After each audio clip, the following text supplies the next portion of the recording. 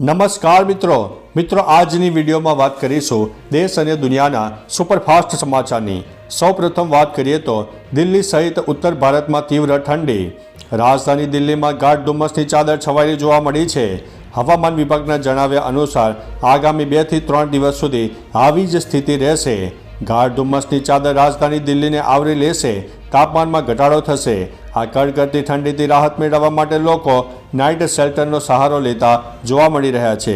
આકાશમાં વાદળછાયું વાતાવરણ પણ જોવા મળ્યું છે। અન્ય મહત્વના સમાચારની વાત કરીએ તો મણિપુરમાં આવ્યો છે વિનાશક ભૂકંપ। મણિપુરમાં ધરાધ્રુજી છે। પ્રાપ્ત થતી માહિતી મુજબ મણિપુરના ઉખરુલ પ્રદેશમાં ભૂકંપનો આંચકો અનુભવાયો છે। સિસ્મોલોજી કચેરીથી પ્રાપ્ત થતી માહિતી મુજબ મણિપુરના ઉખરુલ પ્રદેશમાં 4.6ની તીવ્રતાનો ભૂકંપનો આંચકો મધરાતે નોંધાયો હતો, પરંતુ કોઈ જાનહાનિના સમાચાર નથી મળી રહ્યા।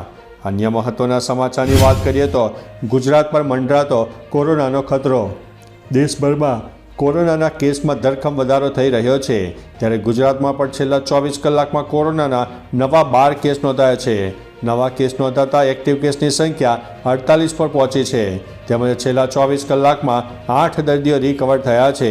અમદાવાદની વાત કરીએ તો શહેરમાં 8 કેસ નોંધાયા હતા, જેના પગલે આ તમામ દર્દીઓની સારવાર ચાલી રહી છે।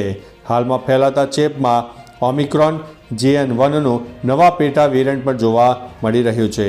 તો ચાલો મિત્રો, ફરીથી દેશ અને દુનિયાના સુપરફાસ્ટ સમાચાર લઈને મળતા રહીશો। ત્યાં સુધી અમને રજા આપશો। નમસ્તે।